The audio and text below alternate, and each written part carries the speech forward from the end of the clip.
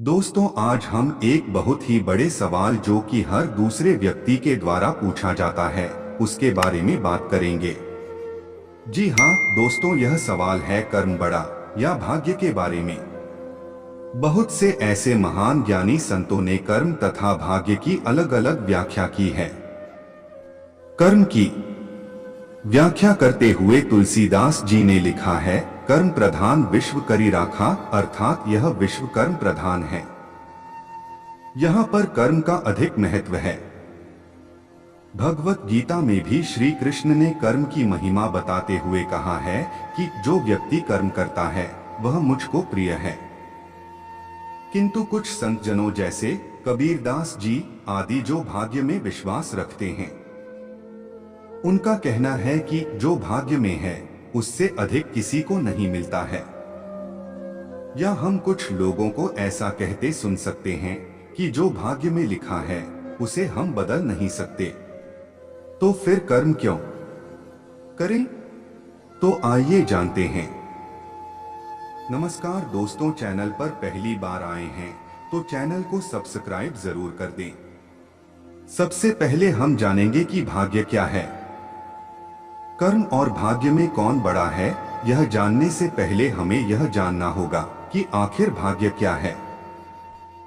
भाग्य निर्माण कैसे होता है? हिंदू धर्म पुनर्जन्म में विश्वास रखता है। हिंदू धर्म के हिसाब से आत्मा एक शरीर को छोड़कर दूसरे शरीर को धारण कर लेती है।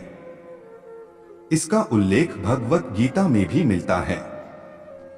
व्यक्ति के द्वारा इस जन्म के संचित कर्म ही अगले जन्म के लिए भाग्य का कार्य करते हैं। संचित कर्म अच्छे या बुरे किसी भी प्रकार की हो सकते हैं। आइए अब इसे एक उदाहरण से समझते हैं। आप इस जन्म में जैसे कार्य करते हैं, अर्थात अच्छे जैसे दान पुण्य, दूसरों की मदद करना आदि, तो यही कर्म जब तक आप जीवित हैं तब तक तो आपकी सहायता करेंगे। और जो बचे हुए कर्म है, यदि आप मृत्यु को प्राप्त होकर अगले जन्म को प्राप्त करते हैं तो जो कर्मों का फल आपको इस जन्म में नहीं मिल पाया है, वह कर्मों का फल या संचित कर्म आपके अगले जन्म में के लिए भाग्य का कार्य करते हैं। यदि आपके संचित कर्म अच्छे थे तो आपका भाग्य अच्छा है, और यदि आपके संचित कर्म बुरे थे तो आपका भाग्य बुरा होता है। अब हम जानेंगे कि कर्म क्या है। व्यक्ति की हर एक गतिविधि कर्म कहलाती है। जैसे व्यक्ति का सोचना, खाना, कार्य करना, किसी के लिए अच्छा करना या बुरा करना आदि सभी कार्य कर्म के अंतर्गत ही आते हैं। भगवत गीता के अनुसार कर्म बड़ा या भाग्य, इसे समझने के लिए सबसे पहले हम आपको एक कहानी सुनाते हैं। एक विद्यालय में दो विद्यार्थी अजय और विजय पढ़ाई करते थे। अजय बहुत मेहनती था। वह अच्छे से पढ़ाई करने के बाद भी कक्षा में प्रथम स्थान प्राप्त करने में असमर्थ था, जबकि विजय नकल करके पास होने व भाग्य में विश्वास रखने वाला विद्यार्थी था। अजय और विजय धीरे धीरे अच्छे दोस्त बन गए। अजय भी मेहनत के स्थान पर भाग्य में विश्वास करने लगा, किंतु जब परीक्षा हुई तो अजय विजय के जैसे नकल नहीं कर पाया और वह फेल हो गया। जब उनके अध्यापक को इस बात का पता चला कि अजय फेल हो गया है, तब अध्यापक ने उन्हें समझाया कि क्या तुमने कभी बैंक के लॉकर का इस्तेमाल किया है?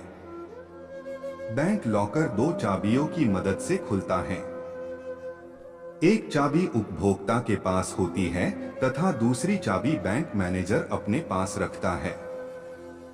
ठीक इसी प्रकार हमारा जीवन भी दो चाबियों अर्थात भाग्य तथा कर्म की चाबी पर निर्भर होता है, तथा बैंक मैनेजर की भूमिका ईश्वर अर्थात भगवान निभाता है।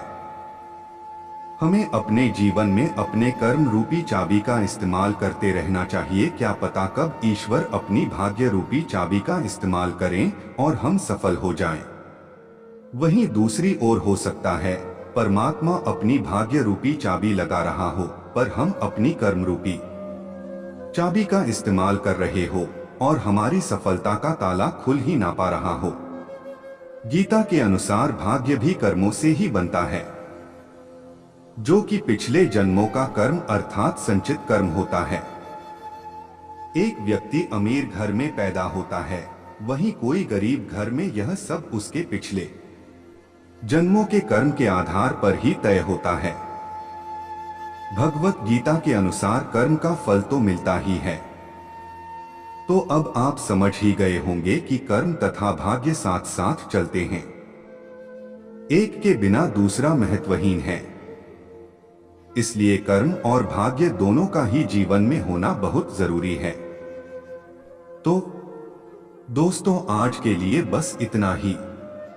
आशा करता हूं भगवत गीता के अनुसार कर्म बड़ा या भाग्य पर आपको हमारी यह जानकारी पसंद आई होगी।